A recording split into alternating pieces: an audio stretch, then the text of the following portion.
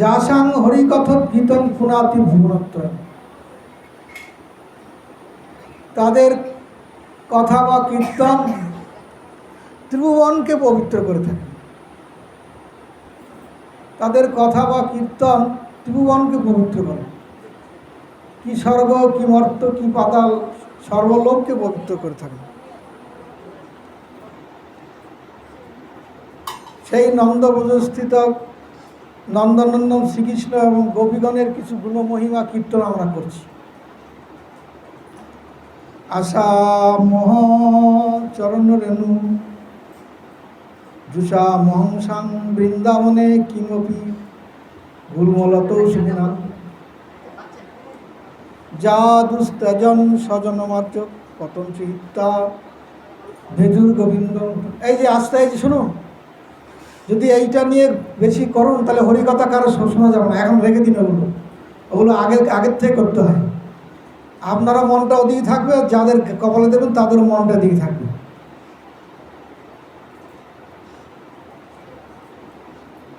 আশা মহ চরণ রেণু জুষা মহংসাং বৃন্দাবনে কিং অপি গুলমল তুষদিনা।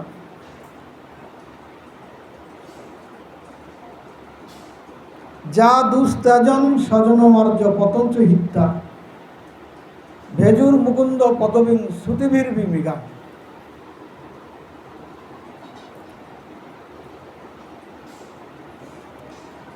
উদ্ধবজিকে শ্রীকৃষ্ণ নন্দ গোকুলে পাঠিয়েছিলেন। এই শ্লোকটি হচ্ছে উদ্ধবের। উদ্ধব এই শ্লোকটি বলেছিলেন, আশা মহ চরণরেণু জুষা মহংসাং বৃন্দাবনে কিং অপি গুলমল ঔষধিনা। যা দুস্তেজন স্বজনমার্য পতন্তু হিচ্ছা ভেজুর মুকুন্দং পদবিং শ্রুতিভীর ভূমিকা। উদ্ধবজিকে শ্রীকৃষ্ণ বলেছিলেন,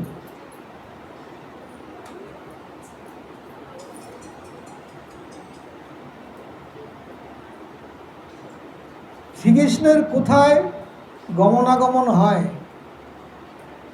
শ্রীকৃষ্ণ কখন কোথায় যান, কখন কি করেন, সব বিষয়ে উদ্ধব অবগত।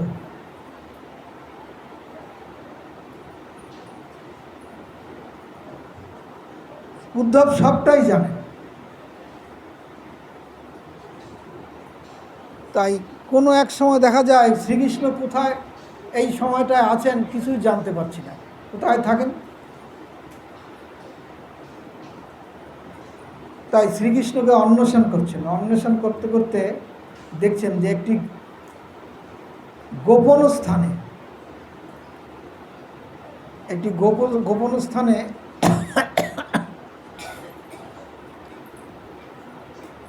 শ্রীকৃষ্ণ এক জায়গায় বসে হা রাধে বলে দীর্ঘ নিঃশ্বাস ছাড়ছেন। শ্রীকৃষ্ণ কাঁদছেন।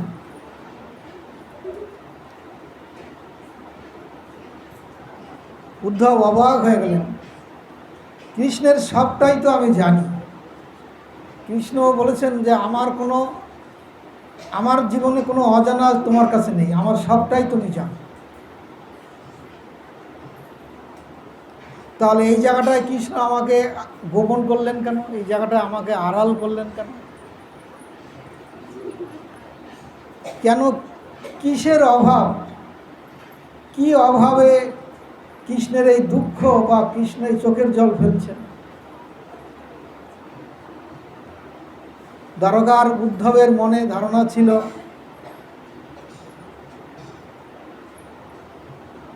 যে বৃন্দাবনে নন্দ যশোদা বা গোপীগণ কৃষ্ণকে ঠিক ততটা সেবা করতে পারেনি, ততটা ভালোবাসতে পারেনি। হয়তো ততটা ভালোবাসতে পারেননি, হয়তো ততটা সেবা করতে পারেননি। তাই কৃষ্ণ আজ গোকুল ছেড়ে মথুরা বা এই দ্বারকা এসেছে।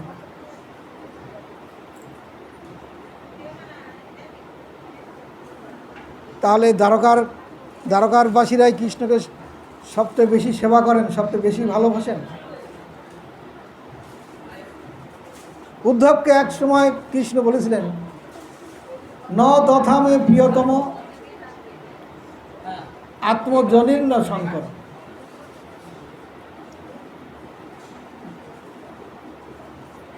ন তথা মে প্রিয়তম আত্মজনীর্ণ শঙ্কর, ন চ শঙ্কর্ষণ ন শ্রী নৈব।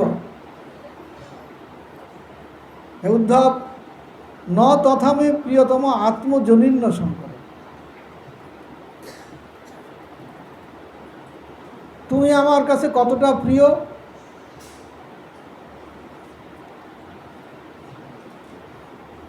আত্মজনীর্ণ শঙ্কর।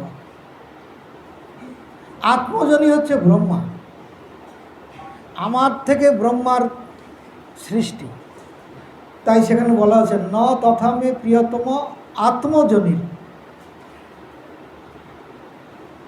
উদ্ধব, তুমি আমার যত প্রিয়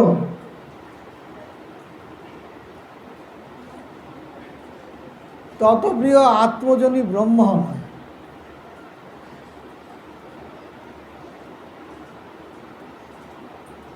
উদ্ধব, তুমি আমার যতটা প্রিয়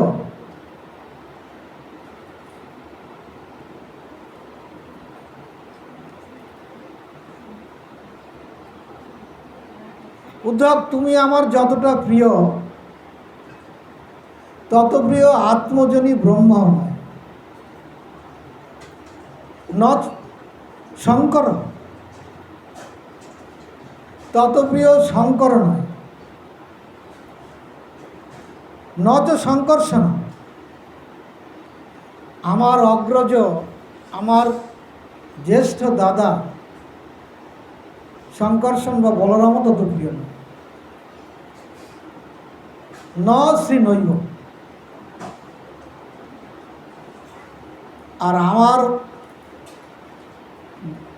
বক্ষবিলাসিনী শ্রী লক্ষ্মীও তত প্রিয় নয় যত প্রিয় তুমি। উদ্ধব, আমার কাছে তুমি যত প্রিয় তত প্রিয় আত্মজনী ব্রহ্মাও নয়, শিবও নয়,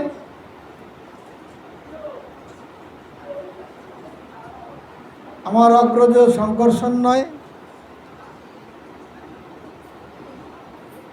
লক্ষ্মীও নয়। তুমি যতটা প্রিয় আমার কাছে।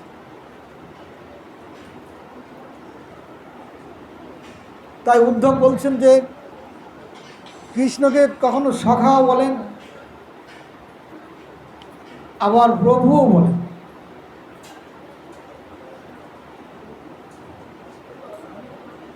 ভগবান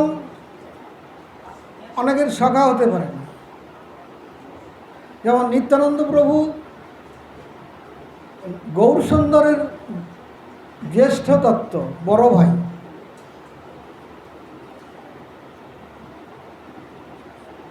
তবুও নিত্যানন্দ তত্ত্ব বলতে গিয়ে নিত্যানন্দ বলছেন যে আমি তোমার জ্যেষ্ঠ হলেও তুমি আমার প্রভু, আমি তোমার জ্যেষ্ঠ হলেও আমি তোমার সেবক।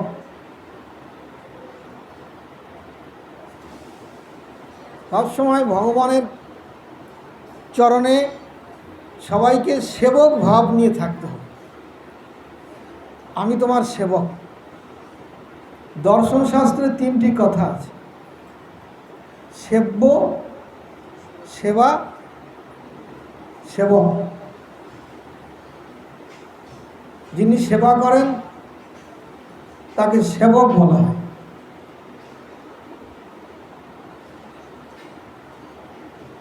এই আমাদের আশ্রমে যে রোজ যায় তাদেরকে নিমন্ত্রণ করেছে কি এখানে? হ্যাঁ, তারা পাঠে আসেনি? হ্যাঁ, ও হরিকথার সময় থাকবে না, না? এগুলো অপছন্দ জেনে রাখবেন, অসন্তুষ্ট হলেও বলবো। আমাদের বিভিন্ন মঠে উৎসব হয় তো, সবাই যায় কখন জানেন? যখন ভোগ হয়ে যায় তখন যায় প্রসাদ পাওয়া। অপ্রিয় সত্য কথা বলছি, এক সময় আমাদের নবদ্বীপে আমাদের আশ্রমবাসীরা বলছে যে আমরা একটু মায়াপুরে যাব। এই সকলের মনটা কিন্তু চঞ্চল, শুধু এদিক সেদিক মাথা ঘুরাচ্ছে আর কথা বলছে। হরিকথার সময় এদিক সেদিক মন করলে আর কথা বললে হয় না। এখানে তো সার্কাস নয় যে সার্কাস দেখতে এসেছি, মেলা দেখতে এসেছি, বাদাম ভাজা খাবো। হরিকথা এক মনে শুনতে হবে। তা আমাদের আশ্রমবাসীরা বলছে আমরা মায়াপুর চৈতন্য মঠে যাব, ওখানে আজকে উৎসব, প্রভুপাদের তিথি।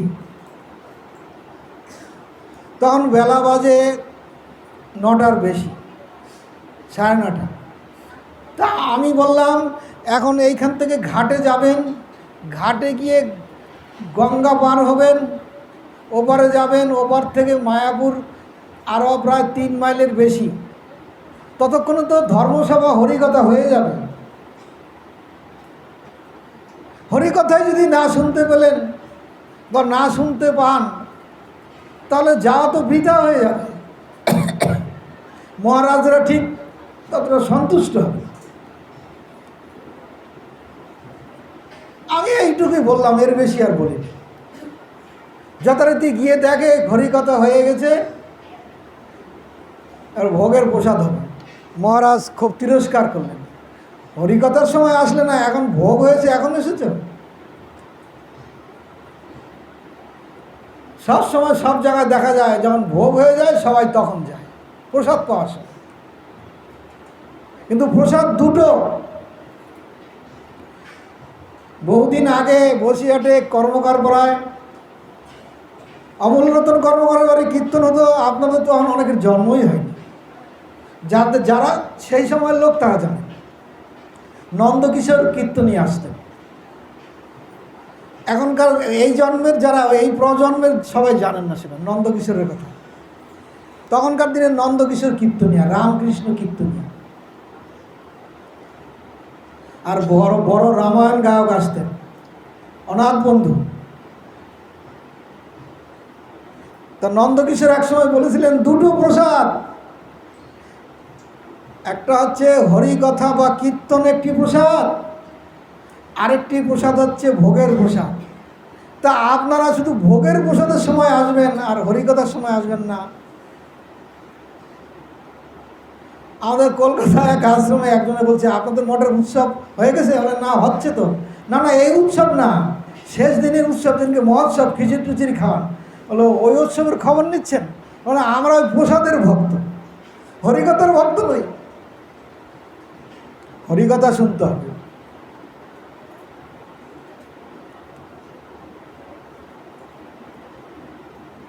উদ্ধব বলছেন তাই সেব্য সেবা সেবক। সেবক কাকে বলে? যিনি সেবা করেন।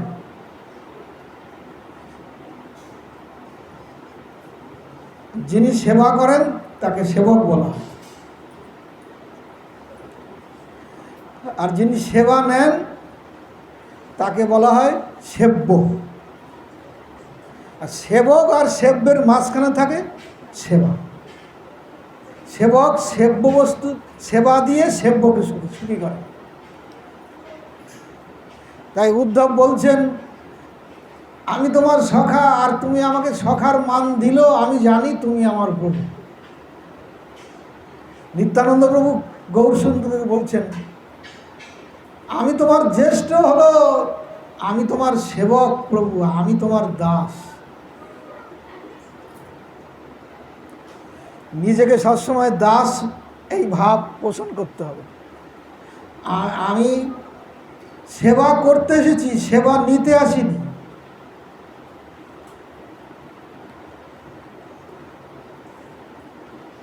তাই উদ্ধব বলছেন যে প্রভু আপনি আমাকে সখার মান দিলে কি হবে? আমি জানি আমি আপনার সেবক, তবে আপনি একটা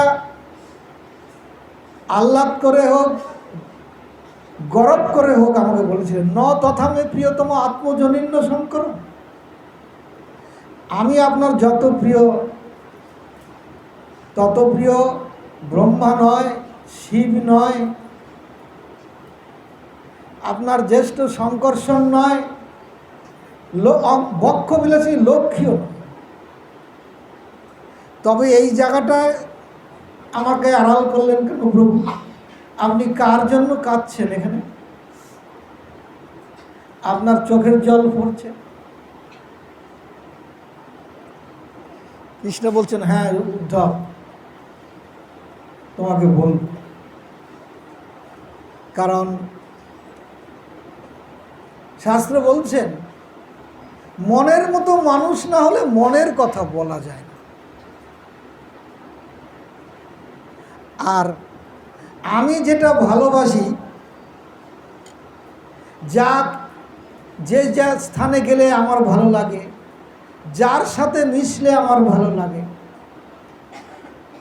যেটা সেবা করলে আমার ভালো লাগে, সেই মনের মতো মানুষ আমার মনের সব খবর যদি না রাখে, তবে সেইখানে গিয়েও সুখ পাবো না, তার কাছে গেলেও সুখ পাবো না। তাই মনের মতো মানুষ না হলে কিচ্ছু হয় না। তাই কৃষ্ণ গোকুল বৃন্দাবন থেকে চলে আসার পরে দ্বারকায় তার মনের মানুষ হচ্ছেন। আমি কি চাই, আমি কি ভালোবাসি, এই দ্বারকাবাসীরা যথাযথভাবে জানে। আমার গুরুদেব একটা উদাহরণ দিয়েছে। কি উদাহরণ জানেন তো? পূর্ববঙ্গের মানুষেরা না রান্নায় খুব ঝাল খায়, ঝাল না দিলে নাকি তাদের ভালো লাগে না। যা পদ রান্না করবে তার মধ্যে লঙ্কা দেবে। আমি একদিন ভবানীপুরে নিমন্ত্রণ হয়েছে, প্রসাদ পেতে গেছি। আর এক মাস্টারমশাইয়ের স্ত্রী রান্না করেছেন, তিনি বৈষ্ণব, বৃন্দাবনে চাকলেশ্বর মন্দিরের মনোহর দাস বাবাজি শিষ্য। এই ভবানীপুরে নিমন্ত্রণ করেছে আমাকে, তা সেবা করে প্রসাদ পেতে গেছে। এত লঙ্কা দিয়েছে, তা আমি মুখে দিচ্ছি আর মুখ ফুকা করছি, ঝাল। তা যিনি রান্না করেছেন আর প্রসাদ পাচ্ছেন, তিনি আমার মাস্টারমশাই ছিলেন। তিনি বলে, এরকম করছিস কেন, ঝাল লাগছে? বলে, হ্যাঁ। বলে, কি মুখ তৈরি করেছিস? তার প্রসাদ পাওয়া হয়ে গেল। আমি বললাম, মাস্টারমশাই কটা লঙ্কা দিয়েছে? তুই তোর মাস্টার গিন্নিকে জিজ্ঞেস কর করা। বলছে 18-20টা লঙ্কা দিয়েছি, আবার প্রসাদ খাওয়ার সময় আরো 10টা নিয়ে বসেছি। পুরী সর্বনাশ।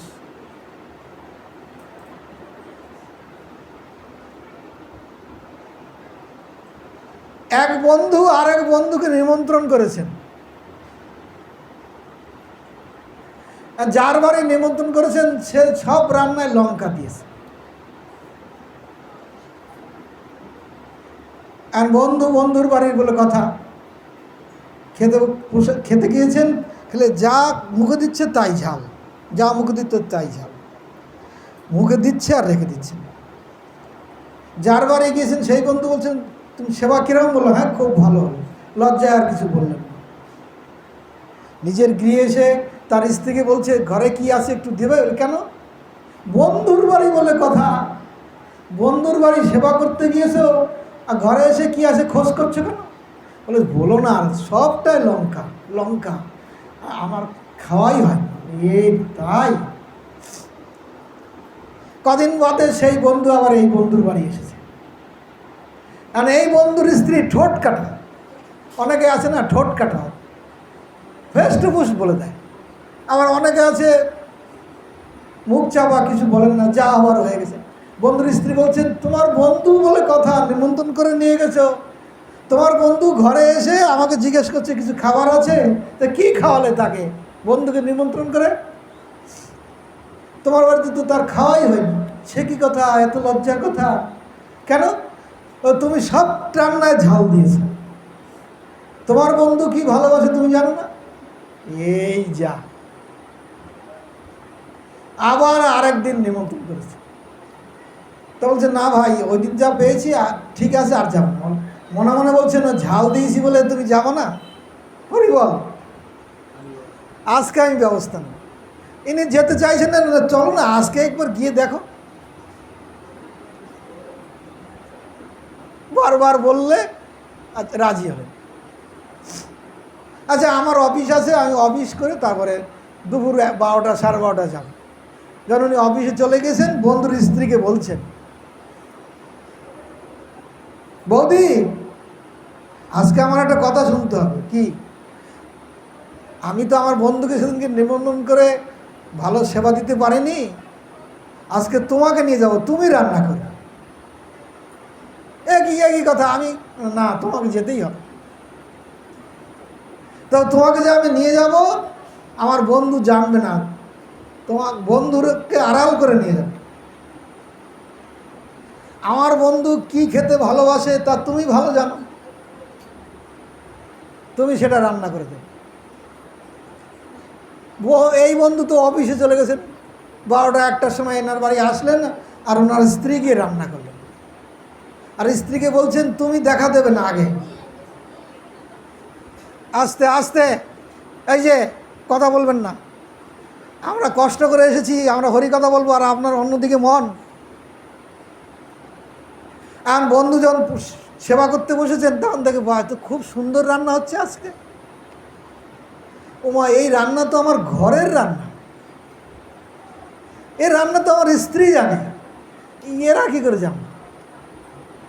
আর এই বন্ধু বলছেন, বন্ধু আজকে রান্না কেমন হচ্ছে, ভালো হচ্ছে? বলে হ্যাঁ। মনে মনে বলছে এই রান্না এরা কি করে জানে? কি বন্ধু ভালো লাগছে? বলে হ্যাঁ। হঠাৎ ওনার স্ত্রীকে সামনে আনেন, ও তুমি এসেছ, ওই জন্যই আজকে রান্নাটা ভালো লাগছে, হরি বল।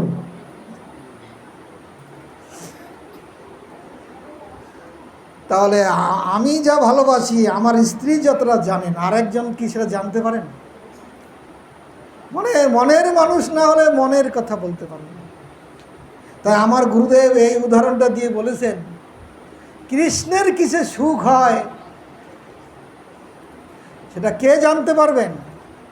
আমার ইষ্টের কি করে সুখ হয়, আমার প্রভুর কি করে সুখ হয়, গুরু বৈষ্ণবের কি করে সুখ হয়, তার অন্তর জানতে হবে।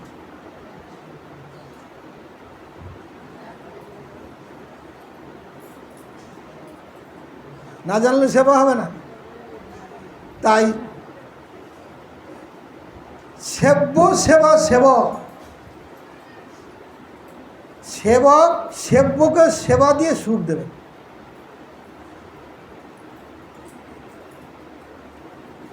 সেবক সেব্যকে সেবা দিয়ে সুখ দেবে।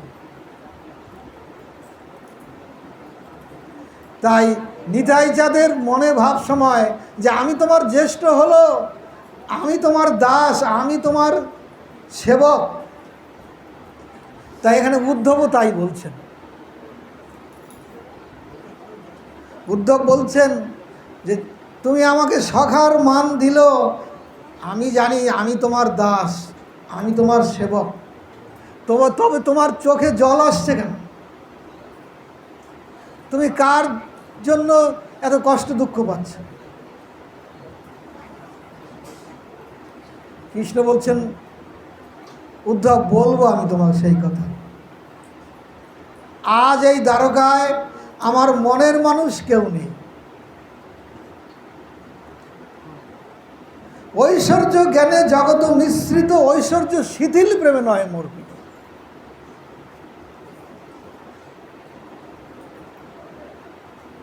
দ্বারকায় সব ঐশ্বর্য মিশ্রিত সেবক, ঐশ্বর্যের সেবা।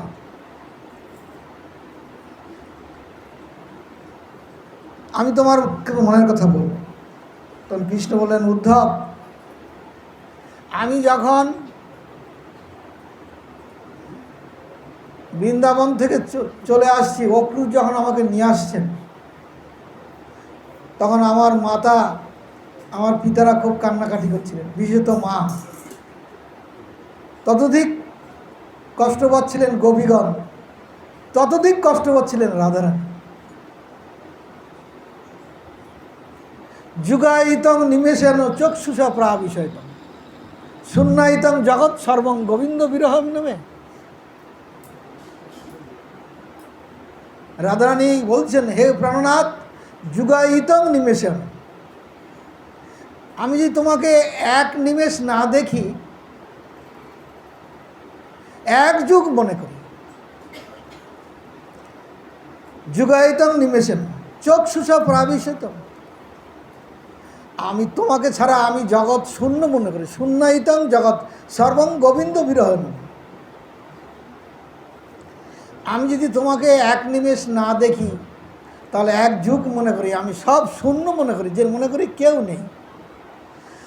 আর তার উল্টো কথা হচ্ছে, তোমাকে যদি আমি এক যুগ ধরে দেখি তাও আমি মনে করবো একটি ক্ষণ মাত্র তোমাকে দেখলাম। এই হলো ভাব ভক্তি রাজ্যের কথা।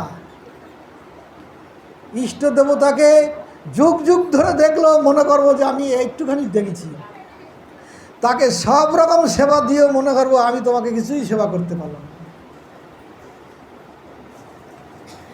উদ্ধব, আমি বলে এসেছিলাম আজ যাচ্ছি, কালই চলে আসবো, কাল বলে আমি এখনো যাইনি। তাই তোমাকে আমি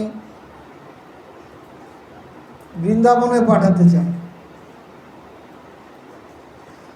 তুমি বৃন্দাবনে গিয়ে আমার মাতা যশোদা, পিতা নন্দ, সখাগণ সীতাম সুদাম আছেন, বিশেষত গোপীগণ, তার মধ্যে বিশেষত রাধারানী,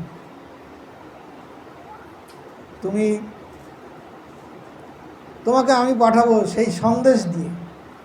সন্দেশ মানে সেই সংবাদ দিয়ে। তুমি তারা কেমন আছেন, কীরকম আছেন, কী প্রকারে আছেন, আমার সংবাদটা নিয়ে যাবে। তারা আমাকে খুব ভালোবাসত।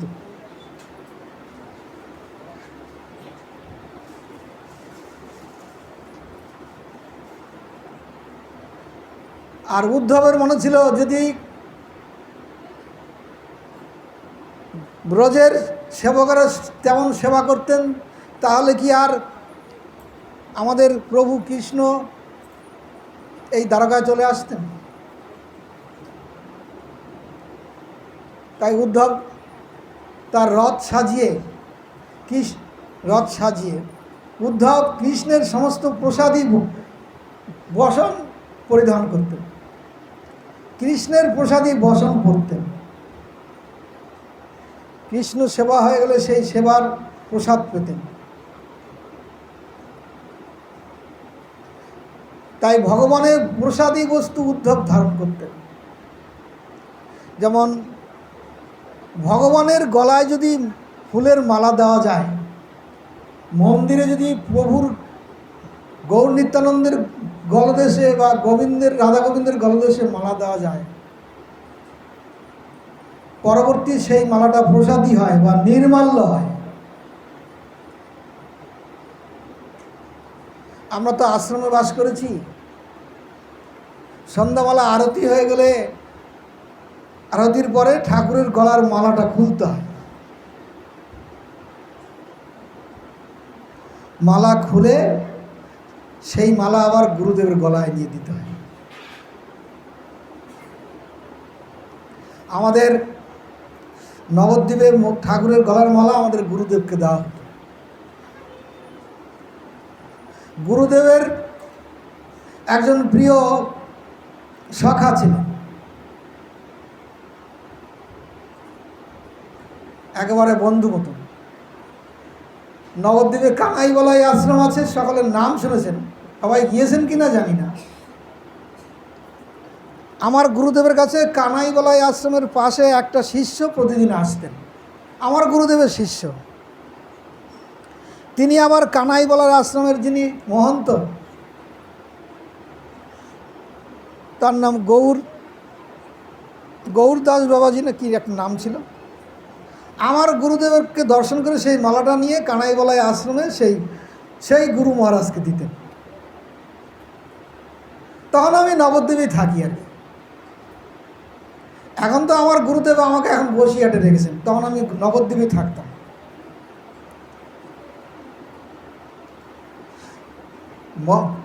ভগবানের গৌর সুন্দরের মালা গুরুদেবের গলায় আসলো, গুরুদেবের মালা আবার নিয়ে সেই কানাইবালাই আশ্রমের মহন্তকে দিতেন। তা কানাইবালাই আশ্রমের মহন্ত বলতেন, এই তুই কি সরাসরি পঞ্চতত্ত্ব মন্দিরের পঞ্চতত্ত্বের মালা এনেছিস না সেই মহারাজের প্রসাদী মালা এনেছিস? হরি বল। মহারাজের প্রসাদী মালা দিবি। ভগবানের প্রসাদ হলে হয় প্রসাদ, আর সেই প্রসাদ যখন গুরুদেবের সেবা হয় তখন হয় মহাপ্রসাদ। জগন্নাথ দাস বাবাজির একটা জীবনী আছে। নবদ্বীপে যোগনাথতলা, তার পীঠতলা, সেখানে জগন্নাথ দাস বাবাজির ভজন কুটি, তারপরে সমাধি হয়েছে। কিছু সেবকদের জগন্নাথ দাস বাবাজি বললেন,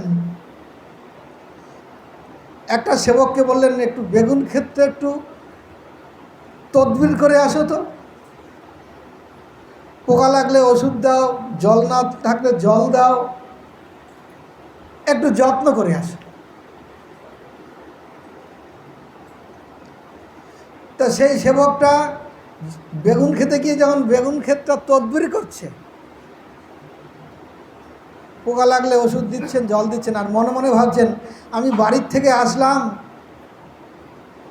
মঠ মন্দিরে গুরু ভগবানের সেবা করবার জন্য, বাড়িতেও আমি গৃহস্থালি করে এসেছি, এইখানে এসে যদি সেই গৃহস্থালি করতে হয়, বেগুন খেতেই জল দিতে হয়, বাড়িও বেগুন ক্ষেত ছিল, সেখানে জল দিয়েছি, এখানে এসেছি সেই বেগুন খেতেই জল দিতে হয়, তাহলে আমার ঘর ছাড়ার কি দরকার ছিল? সংসার কী করতে ছেড়ে আসলাম এখানে? ওই যে সেবককে বলেছেন তিনি ওইসব বেগুন ক্ষেতের কাজ করছেন আর মনে মনে ভাবছেন। আর বাবাজি মহারাজ অন্তরে অন্তরে বুঝতে পেরেছেন, তারা তো সব ত্রিকালজ্ঞ পুরুষ। কিরকম জানেন তো? ত্রিকালজ্ঞ পুরুষ কিরকম? জগন্নাথ দাস বাবাজি বৃন্দাবন থেকে নবদ্বীপে আসছেন, তার একটা সেবক ছিল, তার নাম বিহারী, মানে মথুরা ব্রজবাসী, শক্তি ক্ষোভ, মাথার মধ্যে একটা ঝুড়ি করে বাবাজি মহারাজকে আনছেন, হেঁটে হেঁটে আসছেন, হাঁটতে হাঁটতে ঝাড়িখণ্ডের পথে এসেছেন। বিহারীজি বলছেন, বাবাজি সামনে বাঘ। বাঘ তা কি, বাঘের কাজ বাঘ করছে, তুই চল। মহাপ্রভু যেমন ঝাড়িখণ্ডের পথ দিয়ে গিয়েছিলেন। এই তোমার মনটা অন্যদিকে কেন গো? এই তোমার মন অন্যদিকে কেন? তোমার কথা বলতে হয়, তুমি বাইরে গিয়ে কথা বল। তোমার মনটা চঞ্চল হোক। আমি আগে বলিনি, হরিকথার সময় কেউ কথা বললে পাঠকের মন খুব খারাপ লাগে। এদিক হেদিক কী বলছো তুমি? এক মনে হরিকথা শোনো।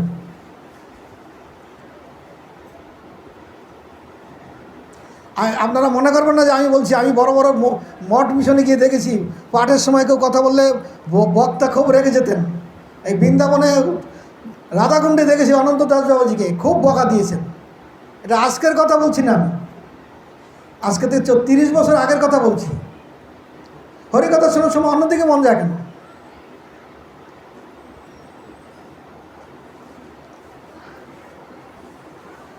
বাবাজি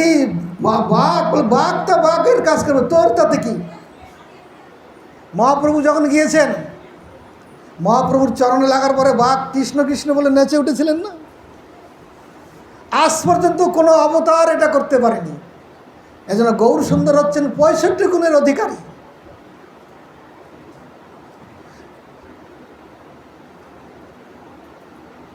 নারায়ণের মধ্যে আছে 60টি গুণ। কৃষ্ণের মধ্যে 64 গুণ, আর 65 গুণের অধিকারী গৌরসুন্দর। শিবব্রহ্মার মধ্যে আছে 55 গুণ, আর আমরা মানুষ, আমাদের 50টা গুণ আছে। 50টা পার্টস দিয়ে আমাদের শরীর তৈরি করা। তার মধ্যে লোভ, লালসা, কামনা, বাসনা, সত্যগুণ, রজগুণ সব আছে। কৃষ্ণের মধ্যে 4টে গুণ কি বেশি? নারায়ণ অপেক্ষা। এই জন্য আপনাদের আমি প্রথম বলিনি হরিকথার সময় আসবে না, এখন সব আসছে। এই বেলা 1টার সময় কি হরিকথা হয়? হরিকথা 11টার সময় আসতে হয়। নারায়ণের মধ্যে 4টে গুণ কি বেশি? লীলা মাধুরী, প্রেমে মাধুরী, গুণ মাধুরী, এরকম 4টে গুণ বেশি। রূপ মাধুরী। আর মহাপ্রভুর মধ্যে 65 গুণ ঔদার্য গুণ। তাই মহাপ্রভুর চরণে যখন বাঘ লেগেছেন তখন বাঘ কৃষ্ণ কৃষ্ণ বলে নেচে উঠেছিলেন। তাই জগন্নাথ দাসবাবুজি বলছেন বাঘ বাঘ কাজ করো, তুই চল না বিহারীজি বলে। এই বলতে বলতে কালনায় এসেছেন। কালনায় তখন ভগবান দাস বাবাজি ছিলেন।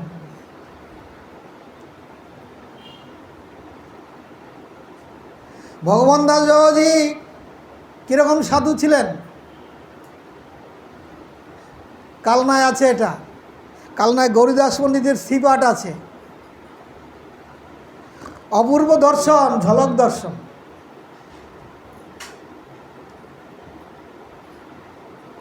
বৃন্দাবনে সেবাকুঞ্জের তুলসী বাগানে ছাগল ঢুকেছে, তাই ভগবান দাসজি কালনায় বসে একটা লাঠি নিয়ে তেড়ে গিয়েছেন।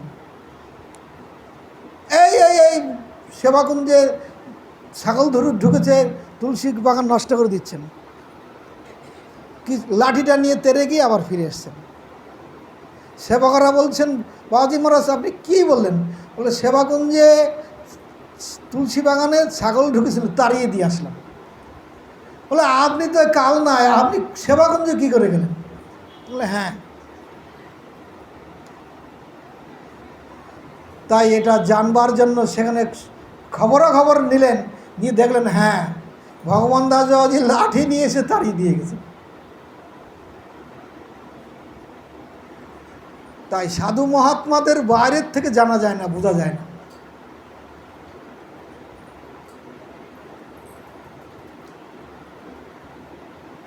বৈষ্ণবের ক্রিয়া মুদ্রা বিজ্ঞে না বুঝায়।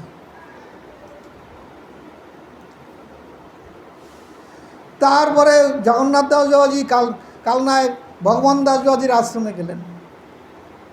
ভগবান দাস বাবাজি বলছেন, এই আমার বন্ধু আসছে, শিগগির সেবার ব্যবস্থা কর, আমার বন্ধু আসছে। বৃন্দাবন থেকে জগন্নাথ দাসজি আসছেন, বলছে আমার বন্ধু আসছেন। আর বিহারীজি বলছেন, বাবা অনেক পথ হেঁটে এসেছি, খুব খিদে লেগেছে। বলে চল আগে বন্ধুর আশ্রমে যাই। জগন্নাথ দাস বাবুজি বৃন্দাবন থেকে ভগবান দাস বাবুজির আশ্রমে আসছেন কালনায়। বন্ধুর আশ্রমে যাই, তারপরে তো সেবাটার ব্যবস্থা হবে। এই বিহারী আমার বন্ধুর আশ্রমে এসেছি, আমাকে নামা। যেই নামিয়েছেন অমনি ভগবান দাস বাবুজি ছুটে এসে জড়িয়ে ধরেছেন। বন্ধু বন্ধুকে জড়িয়ে ধরেছেন, বন্ধু বন্ধুকে জড়িয়ে ধরেছেন। এই যে জড়িয়ে ধরেছেন, সকালবেলা এসে জড়িয়ে ধরেছেন, সারা দিন গেল।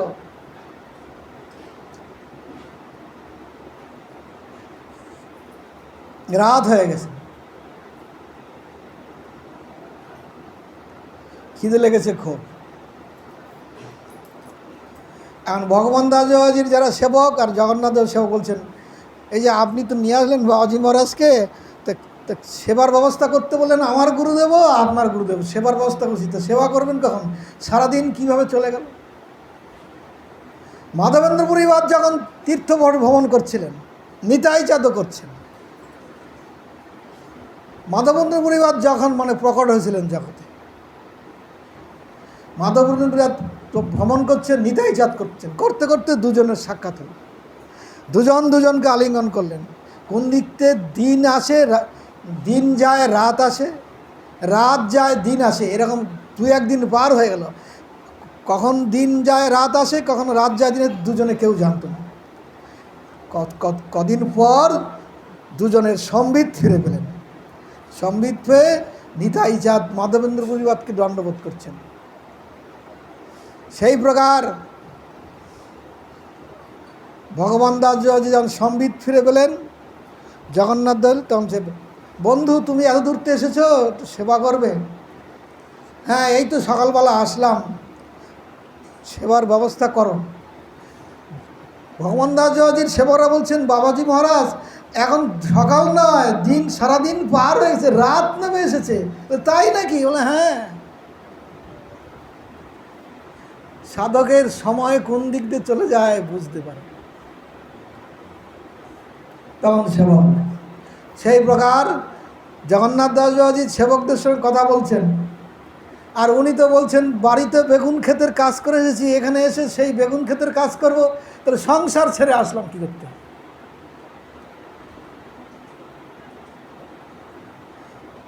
রাত্রিকালে জগন্নাথ দাসবাবুজি হরিকথা বলছেন, সেবকরা বসে আছে, বলছেন সেবকদের দিকে তাকিয়ে বলছেন, কিরে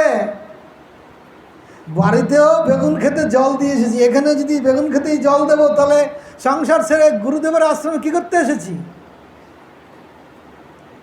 আর যার কথা তার কানে বেঁধেছে। আর সব যারা সেবক শিষ্য ছিলেন তারা তো কথা বুঝতে পারছে না। মা আপনি ঘুমাচ্ছেন কেন? এই যা, ঘুমালে তো কিছুই অনুভব করবেন না, কিছুই আস্বাদন হবে না। যার কথা তার কানে বেঁধেছে। অন্যান্য সেবকরা বলছেন, এ মুখ টাকা কি করছি? বাবাজি মহারাজ কী বলছেন হরিকথা বাদ দিয়ে? কি গো, বাড়ি ছেড়ে এসেছি এখানে বেগুন খেতে জল দেওয়ার জন্য? তাহলে বাড়িতেই দিতাম। কিছুক্ষণ পর সেবকরা বলছেন, বাবাজি মহারাজ আপনি কি বলছেন বুঝতে পারছি না, বেগুন ক্ষেত করছেন কেন? যার কথা বেঁধেছে সে তখন আর ঠিক থাকতে পারলেন না, ছুটে গিয়ে চরণে পড়েছে, বাবাজি মহারাজ আমাকে ক্ষমা করবেন, আমি বুঝতে পারবো। বলে হ্যাঁ তাই? তখন বলছেন, শোনো, তোমার বাড়িতে বেগুন ফলিয়েছ, সেই বেগুন তুলে কড়াইতে তেল দিয়ে ভেজে গরম গরম তুলে তুমি খেয়েছো, তোমার ছেলে মেয়েরা খেয়েছে, তোমার পত্নী খেয়েছে। আর এখানে সেই বেগুন খেতে জল দিয়ে বেগুন ফলালে এখানে গিরিধারীর ভোগ হবে। জগন্নাথ দেবের বিগ্রহ ছিল গিরিধারী, গিরিধারীর ভোগ হবে, তারপর সেটা গুরুদেবের সেবা হবে, তারপরে সেবকরা পাবে প্রসাদ, মহাপ্রসাদ। তাহলে বাড়ির বেগুন ফলানো আর গুরুদেবের আশ্রমের বেগুন ফলানো দুটো কি এক অর্থ করলে তুমি?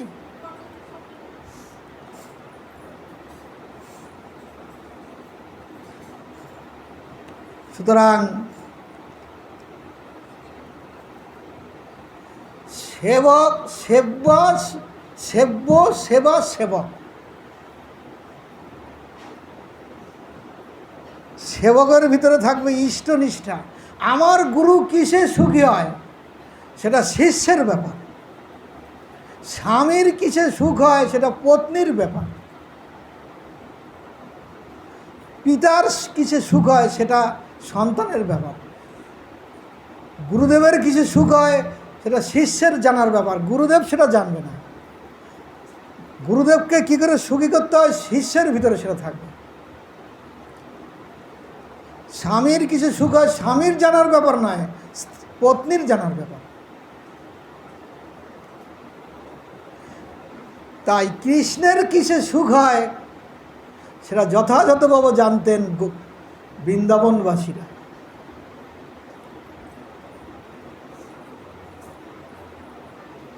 তাই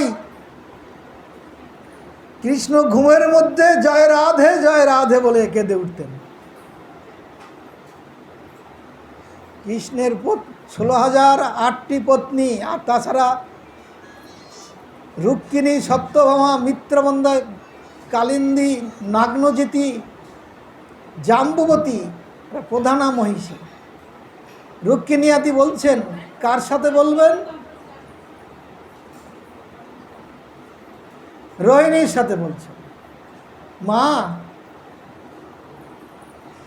আমাদের প্রাণবধূ, আমাদের প্রাণনাথ রাত্রিকালে ঘুমের মধ্যে রাধে রাধে বলে কেঁদে ওঠেন কেন? এই রাধা কে মা?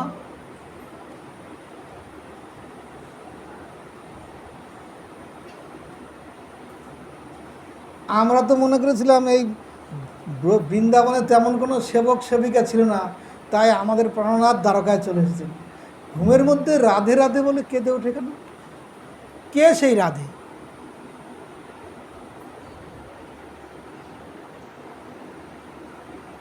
দ্বারকায় আর কেউ জানে কি সেই সংবাদ? যেহেতু রোহিণী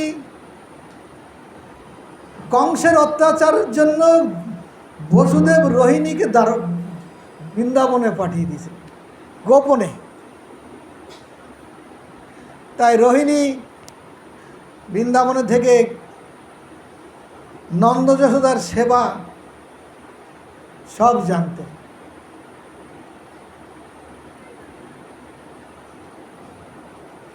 তাই রোহিণী বলছেন, আমি যদি এখন এই কথা তোমাদের বলি কেন রাধে বলে কেঁদে ওঠে, এটা প্রকাশ্যে বলা যাবে না।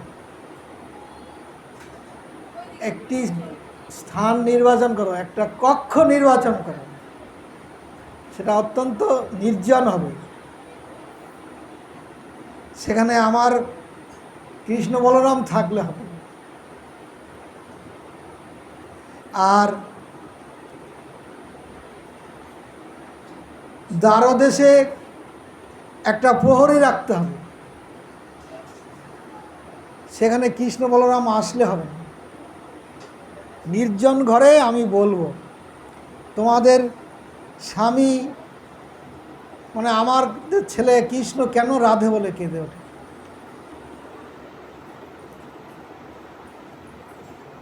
রুক্মিণী, সত্যভামা আদি ওদের ভিতরে একটা কৌতূহল আসলো, আমাদের স্বামী রাত্রিকালে ঘুমের মধ্যে রাধে বলে কেঁদে ওঠে। এমন কি তারা কি সেবা করেছেন?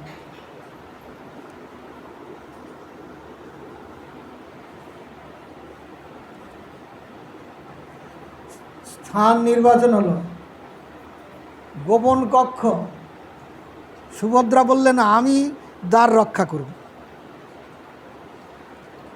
শুরু হলো কৃষ্ণ কথা।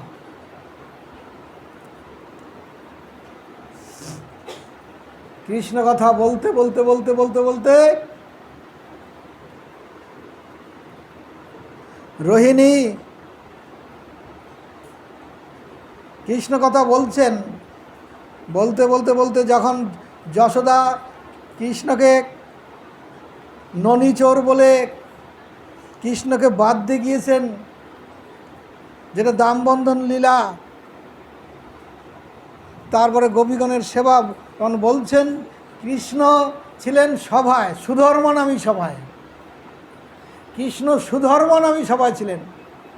দ্বারকার যে সভা, সেই সভাকে বলা হয় সুধর্মা।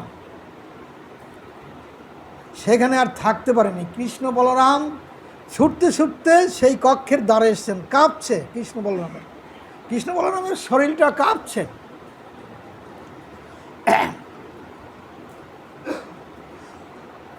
আর দ্বারদেশে সুভদ্রা,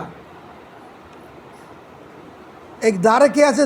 দ্বার ছেড়ে দাও, দ্বার খুলে দাও, আমরা যাব।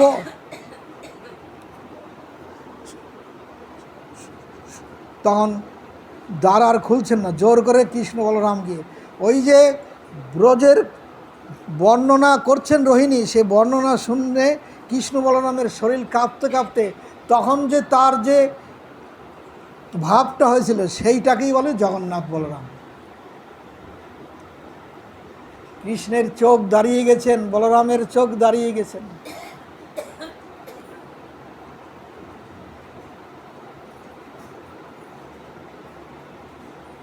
তার সেই প্রতিমূর্তি হলেন জগন্নাথ বলরাম।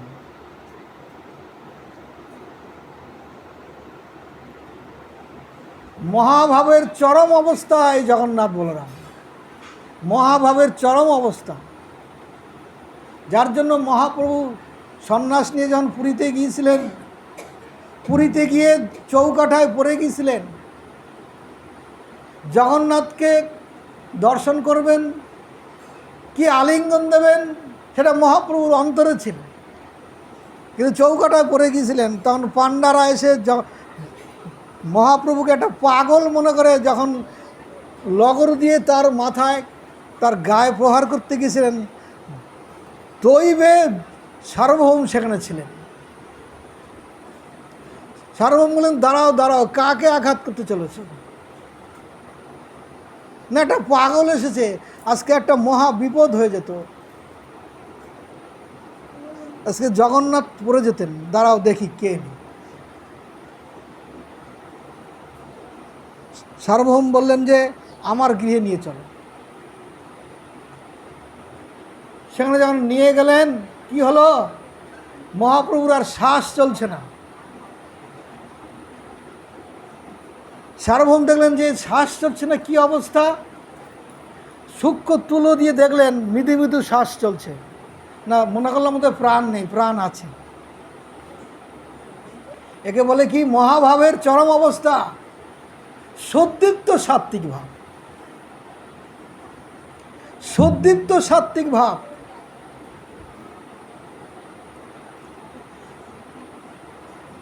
যে ভাব সাধকের ভিতরে প্রকাশ হলে, এক বা দুই ভাব প্রকাশ হলে, যে ভাব অতি সহজে সম্বরণ করা যায়,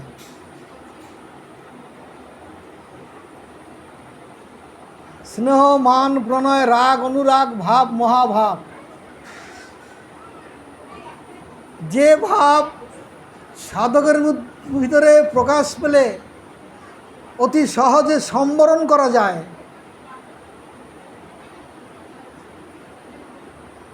তাহাকে বলা হয় জ্বলিতা ভাব বা ধূমায়িতা ভাব আছে। ধূমায়িতা, জ্বলিতা, উদ্দীপ্ত সুদীপ্ত সাত্ত্বিক ভাব।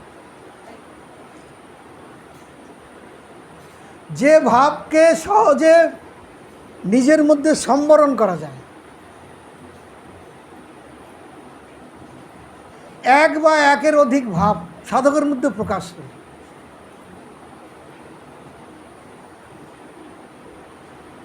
রদিতি রৌতি গায়তি উন্মাদ বদ লোকবাহ্য। কৃষ্ণপ্রেম দেখা দিলে সাধকের মধ্যে কি হয়, কখনো চোখের জল, কখনো উচ্চ ঈশ্বরে নৃত্য, কখনো কীর্তন, কখনো হুঙ্কার সাধকের ভিতরে দেখা দেয়।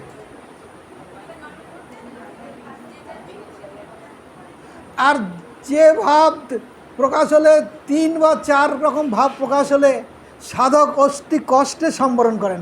যদি বিজাতীয় কোনো পরিবেশ আসে, মানে কেউ যদি দেখে বিদ্রুপ করেন, এ ভাব দেখাচ্ছে, অনেক রকমের সমালোচনা করতে পারেন, তাতে সাধক নিজের সেই ভাবটাকে যদি ভিতরে সম্বরণ করতে পারে, তাকে বলে উদ্দীপ্ত সাত্ত্বিক ভাব। আর যে ভাব 4 বা 5 প্রকাশ পায়, যাহা অতি চেষ্টা করেও সম্বরণ করা যায় না, তাকে উদ্দীপ্ত সাত্ত্বিক ভাব বলা হয়।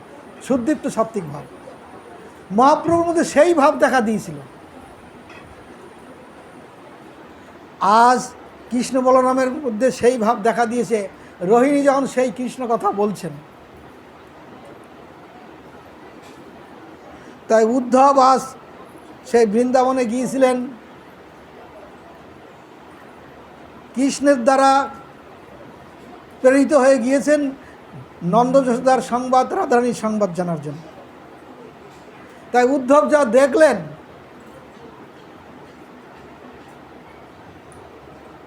উদ্ধব 2 মাস বৃন্দাবনে ছিলেন, তাদেরকে অনেক হরিকথা শুনিয়েছেন। তখন উদ্ধব যখন চলে আসলেন, তখন উদ্ধব এই যে শ্লোকটা নিয়ে আমরা হরিকথাটা শুরু করলাম, যা দুস্ত্যাজন স্বজনমার্য পতঞ্চ হিত্যা আশা মহ চরণরেণু জুষা মহং সাং বৃন্দাবনে কিমপি গুল্মলত ঔষধিনাম। যা দুস্ত্যাজন স্বজনমার্য পতঞ্চ হিত্যা ভেজুর মুকুন্দ পদবীন শ্রুতিভীর বিমিকাম। কি দুঃখের কথা, এখন সব আসছে পাঠ শুনতে। এর নাম পাঠ শোনা? এর নাম পাঠ শোনা নয়। এটা মেলা নয় যে বাজারে দোকান মেলায় গিয়ে নাগরদোলায় উঠলাম। এখন দুটো নিশ্চয়ই বাজে, এখন সব পাঠ শুনতে আসছে নাকি? ভোগ রাখতে উঠে গিয়েছে। উদ্ধবজি বলছেন আশামহ চরণের জুষামং,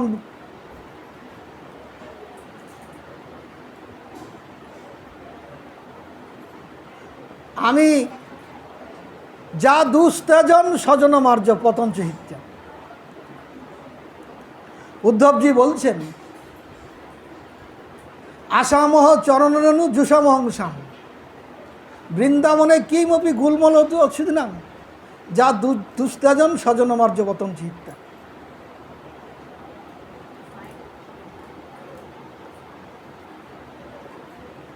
যারা দুস্ত্যাজ, যা ত্যাগ করা কঠিন, কি?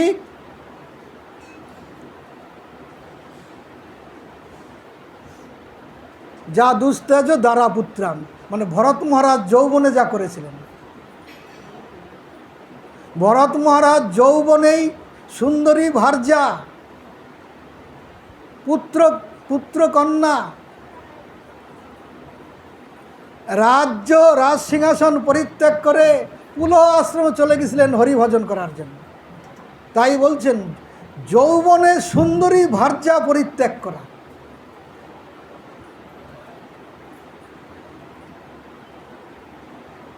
রাজলক্ষ্মী পরিত্যাগ করা। এই শ্লোকে 2টো লক্ষ্মীর কথা বলেছেন। একটা হচ্ছে অর্থ এক লক্ষ্মী, আর রাজার রাজ্য এক লক্ষ্মী। যৌবনে যা পরিত্যাগ করেছেন। যা দুস্ত্যাজ ব্রজগোপীগণ পরিত্যাগ করেছেন। আত্মীয় স্বজন মার্গ পরিত্যাগ করে কি করেছেন? শ্রুতিসমূহের অন্বেষণীয় কৃষ্ণ পদবীর, শ্রুতিসমূহের অন্বেষণীয় কৃষ্ণ পদবীর চরণরেণুভাগ আমি সেই বৃন্দাবনে গোপীগণের গুলমলত ঔষধির রূপে কোনো একটা স্বরূপে জন্মগ্রহণ করব। উদ্ধব এই কথা বললেন। বৃন্দাবনে কৃষ্ণের কথায় আসার পরে, নন্দ মহারাজের সঙ্গে কথা বলার পর, যশোদার অবস্থা দেখার পর, গোপীগণের অবস্থা দেখার পর, রাধারানীর অবস্থা দেখার পরে উদ্ধব বলছেন বৃন্দাবনে গোপীগণের চরণরেণু ভ্যাগ কোনো গুলমলতা ঔষধি রূপে কোনো একটা স্বরূপে জন্মগ্রহণ করব। কোনো একটা স্বরূপে আমি জন্মগ্রহণ করব।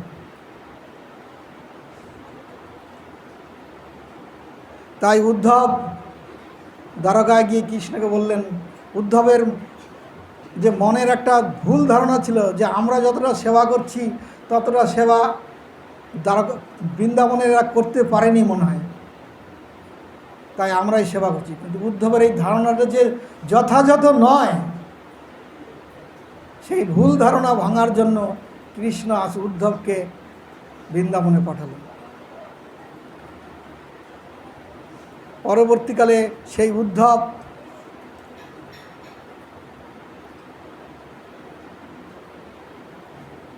বৃন্দাবনে গুলমলতা হয়ে বললেন না যে আমি গোপীগণের চরণরেণু ভ্যাগ কোনো একটা গুলমলতা স্বরূপে বৃন্দাবনে জন্মগ্রহণ করব। আমরা যেখানেই থাকি না কেন, যেই আশ্রমেই থাকি না কেন,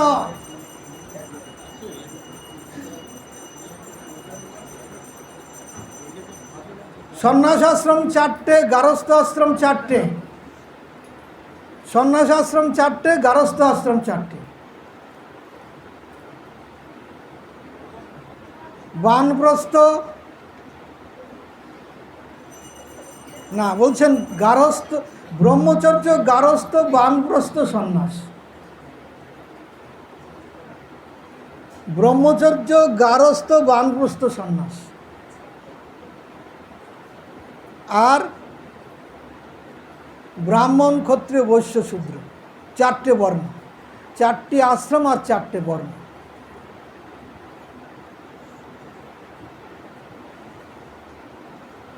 তাই উদ্ধব বৃন্দাবনে এসে তার ধারণা পাল্টে গেলেন। তাই তিনি কি করলেন?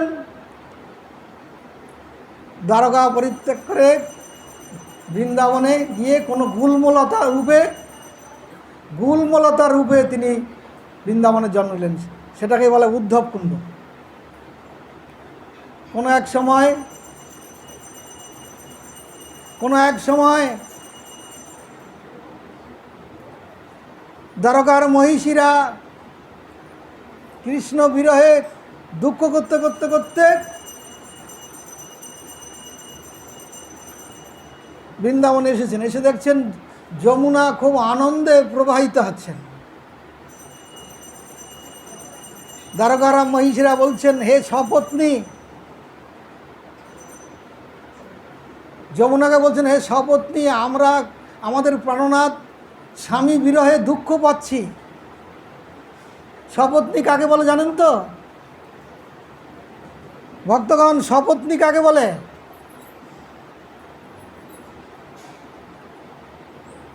বিবাহ হওয়ার আগে কুমারী বলে, তাই তো? আর বিবাহের পরে সধবা, আর স্বামী মরে গেলে হয় বিধবা। আর সপত্নী কাকে বলে? বলতে পারছি না। সপত্নী মানে একটা স্বামী যদি আরও অনেক পত্নী থাকে তবে তাকে বলে সপত্নী। তা কৃষ্ণের তো অনেক পত্নী, তাই দ্বারকার মহিষীরা এসে যমুনাকে বলছেন, হে সপত্নী, আমরাও কৃষ্ণহারা হয়েছি, হয়ে দুঃখ পাচ্ছি। তুমিও আমাদের সপত্নী, মানে কৃষ্ণের পত্নী। তোমার তো কোনো দুঃখ নেই, তোমার এত আনন্দ কেন? যমুনা বলছেন, আমি কৃষ্ণহারা হইনি, তাই আমার আনন্দ। তাহলে তোমরা নিশ্চয়ই কৃষ্ণহারা হয়েছ। যমুনা বলছেন, আমরা কৃষ্ণ হারা হলাম, তুমি হওনি কেন? আমি হইনি এই জন্যই, তাই এখানে বলছেন, ঐশ্বর্য জ্ঞানে জগত মিশ্রিত, ঐশ্বর্য শিথিল প্রেমে নহে মর্পিত। আমি রাধারানীর আনুগত্য করেছি, তাই কৃষ্ণহারা হই। তোমরা তো রাধারানীর আনুগত্য করতে পারোনি, তাহলে তুমি আমাদের কৃষ্ণ প্রাপ্তি করিয়ে দাও। তখন যমুনা বলছেন, তোমাদেরই দ্বারকার বংশধর উদ্ধব এখানে আছেন। তিনি আজকে বৃন্দাবনে এসে গোপীগণের রাধারানীর আনুগত্য করে কৃষ্ণ প্রাপ্তি হয়েছেন। তোমরা সেই উদ্ধবের শরণ নাও। তাহলে যদি তোমরা স্বামী হারার দুঃখ থেকে তোমরা রক্ষা পেতে পারো। না উদ্ধবকে কোথায় পাবো? না উদ্ধব আছেন কোথায়? গিরি গোবর্ধনের এক পাশে রাধাকুণ্ড, শ্যামকুণ্ড, তার এখানে উদ্ধব কুণ্ড আছে। সেই উদ্ধব কুণ্ডে তিনি গুলমলতা হয়ে আছেন।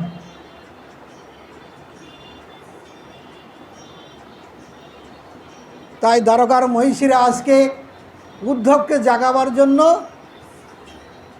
দ্বারকার মহিষীরা এসেছেন। আর সঙ্গে এসেছেন কে? বজ্রনাথ। আর এই কথা শুনে পরীক্ষিত এসেছেন। আজ উদ্ধবকে জাগাবার জন্য কীর্তন করছেন, তারা কৃষ্ণ কথা বলছেন। বহুক্ষণ কৃষ্ণ কথা কীর্তন করবার পর উদ্ধব প্রকট হলেন। উদ্ধব কুণ্ডের থেকে গুলমলাতে উদ্ধব প্রকট হলেন। উদ্ধব বলছেন, হে দ্বারকা মহিষীগণ, তোমরা দ্বারকা পরিত্যাগ করে এখানে এসেছে কেন? হে উদ্ধবজি, আপনি তো আমাদের দ্বারকার পার্ষদ, আপনি এই বৃন্দাবনে কৃষ্ণ প্রাপ্তি হয়েছেন, আমরা আমাদের স্বামী বিরহে বড় দুঃখ কষ্ট পাচ্ছি, তাই আপনি আমাদের কৃষ্ণ প্রাপ্তি করিয়ে দেন। উদ্ধব বললেন, তাই? চারিদিকে নিরীক্ষণ করলেন, তাকিয়ে দেখছেন কৃষ্ণের পপুত্র বজ্রনাভ এসেছেন। কৃষ্ণের পুত্র প্রদ্যুম্ন, প্রদ্যুম্নের পুত্র অনিরুদ্ধ, অনিরুদ্ধের পুত্র বজ্রনাভ। তাই পুত্রের পুত্রকে বলা হয় পৌত্র, তার পুত্রকে বলা হয় পপুত্র। যখন উদ্ধব দেখলেন এই সভায় পরীক্ষিত আছে,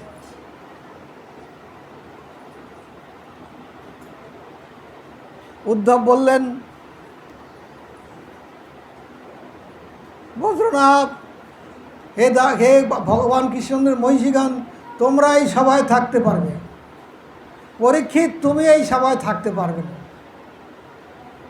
কেন ভগবান স্বামীন প্রভু, আমি কি কৃষ্ণ কথা শুনতে পাবো না?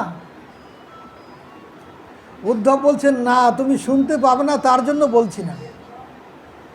কৃষ্ণ যেই দিবস এই মর্তভূমি ত্যাগ করেছেন, সেই দিন থেকেই কলি প্রবেশ করেছেন এই পৃথিবীতে। এই পৃথিবীকে কলি গ্রাস করেছেন। তাই এখন কলির রাজত্ব চলছেন, কলির দৌরাত্ম্য চলছেন। উদ্ধব, আমি এখানে কৃষ্ণ কথা বলে কলিকে নিগ্রহ করব, কলির দৌরাত্ম্য, কলিকে শাসন করবে। আর পরীক্ষিত, তুমি সারা পৃথিবী পর্যটন করে, বিশেষ করে ভারতবর্ষ পর্যটন করে তুমি কলিকে দমন করো, কলি নিগ্রহ করো। আর তোমার কৃষ্ণ কথা শোনার সময় পরে হবে, তোমাকে কৃষ্ণ কথা শোনাবার জন্য পরে আসবেন কোনো সাধু। কিন্তু উদ্ধব সেই গোমরটার ফাঁক করেন, সেখানে গোমর রেখে দিলেন। তুমি যাও, তুমি কলি নিগ্রহ করো, আমি এখানে কৃষ্ণ কথা বলে কলির দৌরাত্ম্য বন্ধ করছি, আর তুমি গিয়ে কলিকে নিগ্রহ করো। তাই পরীক্ষিতের আর সেই সভায় কৃষ্ণ কথা শ্রবণ হয়নি। তাই উদ্ধব কৃষ্ণ কথা যখন বলছেন, এইভাবে 1 মাস কৃষ্ণ কথা বললেন। 1 মাস কৃষ্ণ কথা বলার পর কৃষ্ণের আবির্ভাব হল উদ্ধব কুণ্ডে, সেই রাধাকুণ্ড, শ্যামকুণ্ড, গিরিরাজ গোবর্ধনে। কীরকম কৃষ্ণের আবির্ভাব হলো? কলিকালে কৃষ্ণের সাক্ষাৎ দর্শন হয় না, স্ফূর্তি হয়, লতায় লতায় কৃষ্ণের স্ফূর্তি। কৃষ্ণ সে এসেছেন, এটা অন্তর অন্তরে স্ফূর্তি মনে করতে হবে। এইভাবে দ্বারকার মহিষীদের কৃষ্ণ প্রাপ্তি হল। আর পরীক্ষিত যখন ভ্রমণ করতে করতে করতে কুরুক্ষেত্রে গিয়ে উপনীত হলেন। কুরুক্ষেত্রে উপনীত হয়ে দেখছেন রাজবেশধারী একজন শূদ্র রাজার বেশ ধারণ করেছেন। শূদ্র রাজার বেশ ধারণ করে একটি বৃষ আর একটি গাভী। বৃষটার 4টি পায়ের মধ্যে 3টি পায়ে নেই, আর একটি চরণ আছে। আর গাভীটি ররুদ্যমনা, মুহুর্মুহু মলমূত্র ত্যাগ করছে। বৃষটা বলছেন, মা, তুমি তো ধরিত্রী দেবী, তুমি মুহুর্মুহু মলমূত্র ত্যাগ করছে কেন? ও, বুঝতে পেরেছি, এখনকার মানুষেরা ঠিক মতন হরিভজন করছে না। এখনকার ব্রাহ্মণদের গায়ত্রী মন্ত্র জপ নেই। এখনকার মানুষেরা সংসার জীবনে ঠিক মতন তারা সাংসারিক জীবন পুত্রকন্যাকে ঠিক মতন প্রতিপালন করছেন। এখনকার সাধুরা পর্যন্ত ঠিক মতো সন্ন্যাস আশ্রম জীবনযাপন করছেন। এখনকার ব্রাহ্মণদের আর ব্রাহ্মণ শক্তি নেই। ব্রাহ্মণেরা ক্ষত্রিয়ের দাস হয়ে ব্রাহ্মণের কাজ বাদ দিয়ে তারা চাকরি করতে যাচ্ছে। ধর্ম আর নেই, কলির অধ্যত্ত অত্যাচার চলছেন। হে ধরিত্রী, তুমি এই জন্য কি দুঃখিতা, কাঁদছ? ওই গাভীটি হচ্ছেন ধরিত্রী, আর বৃষটা হচ্ছেন ধর্ম, আর রাজবেশধারী শূদ্রটা হচ্ছেন কলি। কলি এসে সে ধর্মকে অত্যাচার করছে। এমন সময় পরীক্ষিত এসেছেন। পরীক্ষিত এসে বলছেন, এত বড় অস্পর্ধা, কে তুমি? পরীক্ষিত তখন অস্ত্র বের করেছেন। তুমি কে? রাজবেশধারী কলি তখন পরীক্ষিতের চরণতলে শরণাগত হলেন। মহারাজ, আমি আপনার শরণাগত, আমাকে রক্ষা করুন। শরণাগতকে অভয় দিতে হয়, প্রাণে মারা যায় না।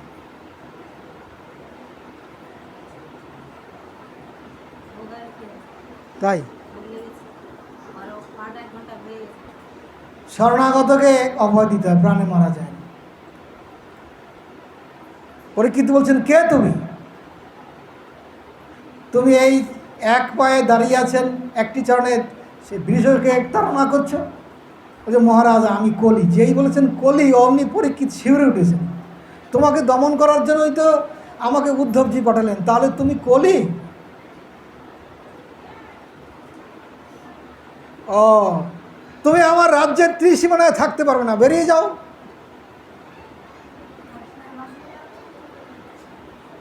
কলি বলছেন, মহারাজ আপনার রাজ্য ছাড়া এই জগতে আর কোনো স্থান আছে যেই জায়গাটায় আমি থাকবো? পরীক্ষিত বললেন, আমার রাজ্যের বাইরে চলে যাও, আমার রাজ্যের মধ্যে থাকতে পারবো না।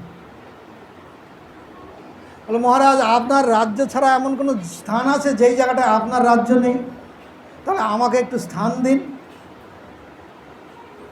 তখন পরীক্ষিত বলেন, যাও, দুতং পানং স্ত্রী সোনা, 4টে স্থান তোমাকে দিলাম।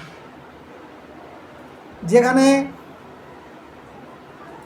দুতং পানং, দুত মানে পাশা খেলা হয়, জুয়া খেলা হয়, সেই স্থানটি তোমাকে দিলাম।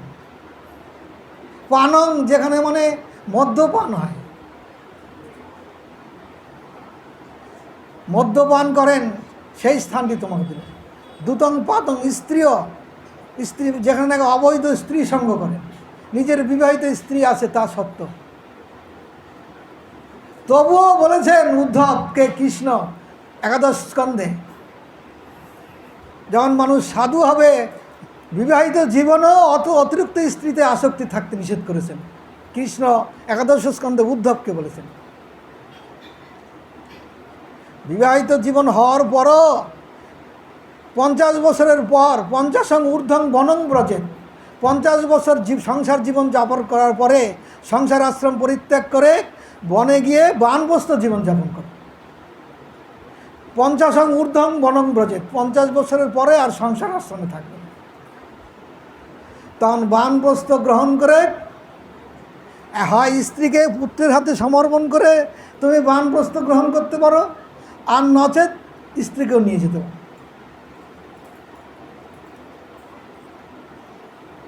তাই কি করলেন? স্ত্রীও শোনা, অবৈধ স্ত্রী সঙ্গ, আর শোনা মানে পশু হত্যা। পশু হত্যা করে তার মাংসটা খাবো। এই 4টি স্থান তোমাকে আমি দিলাম। পরীক্ষিত বলেন। কলি তো খুব বুদ্ধিমান। কলি ভাবছেন এই 4টি কাজ তো পরীক্ষিতের রাজ্যে কেউ করে না। হরি বল। এই চারটি কাজ পরীক্ষিতের রাজ্যে পরীক্ষিতের প্রজারা করেন না। দুতং পানং স্ত্রীষণা, দুতং মানে পাশাও খেলে না, মদ্যপানও করে না, অবৈধ স্ত্রী সঙ্গ করে না, আর পশু হত্যা করে তার মাংস খায়। তাহলে আমি কাকে নিয়ে রাজত্ব করব? কলি চিন্তা করে বল, মহারাজ তাহলে আপনি আমাকে আরেকটি জায়গা দিন। কি? সুবর্ণ, মানে স্বর্ণ বা টাকা। এই টাকা সাধুর হাতেও থাকবে, ওর ভিতর দিয়ে সাধুকেও আমি ধরি। কারণ এই চারটি স্থানে সাধু নেই, সাধুকে ধরতে পারবো না। এই চারটি স্থানে জগতের সবাইকে ধরতে পারবো, সাধুকে বেড দিতে পারবো না। সাধুকেও বেড দেবো আমি, যদি আমি সোনাটা পাই, যদি অর্থটা পাই। তাই নরোত্তম ঠাকুর গাইলেন না, কি গাইলেন?